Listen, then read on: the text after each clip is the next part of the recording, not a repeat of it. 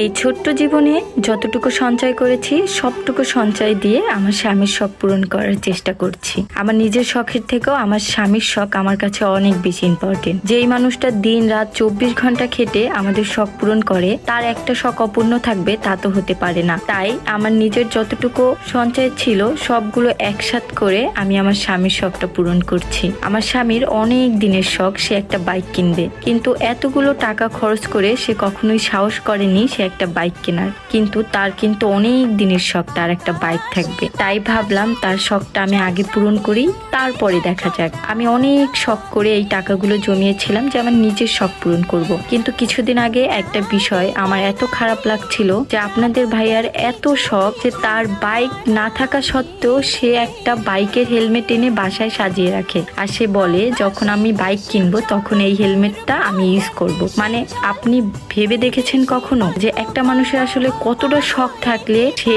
Bike না থাকা সত্ত্বেও একটা হেলমেট এনে সাজিয়ে রাখতে পারে? যাই হোক, তাই আমি আমার স্বামীর জন্য একটা বাইক কিনে ফেললাম। এই বাইকটির নাম হচ্ছে সুজুকি জিক্সার। আপনাদের ভাইয়া যে হেলমেটটা বাসায় নিয়ে এসেছিল সেই হেলমেটও আমি লেখা দেখেছিলাম সুজুকি। আসলে আমার সামর্থ্য অনুযায়ী এই বাইকটাই আমার কাছে মনে হয়েছিল বেস্ট। তো এই তো এরপরে আপনাদের ভাইয়াকে সারপ্রাইজ দেওয়ার পালা, আর সেই সারপ্রাইজ ভিডিওটি আমাদের পরের পার্টে থাকবে। এই তো, সবাই ভালো থাকবেন, সুস্থ থাকবেন, আল্লাহ হাফেজ।